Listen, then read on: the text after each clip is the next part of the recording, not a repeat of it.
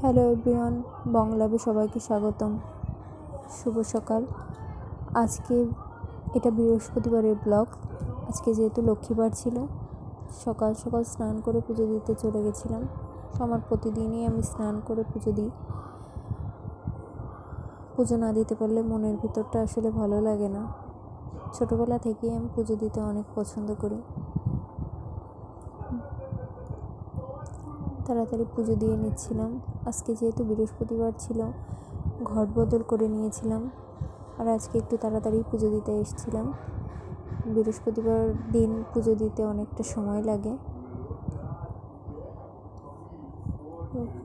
ঘটে পান, সুপুরি, কলা দিয়ে সুন্দর করে ঘরটাকে সাজিয়ে নিচ্ছিলাম মা লক্ষ্মীর আসনে দিব জন্য। তো তাড়াতাড়ি পুজো শেষ করে রান্নাঘরে চলে এসেছিলাম। আজকে অনেকটা দেরি হয়ে গেছিলো। আজকে রান্না করেছিলাম মাংস, তেমন কোনো কিছু করিনি। আজকের ওয়েদারটা অনেক বেশি ভালো ছিল।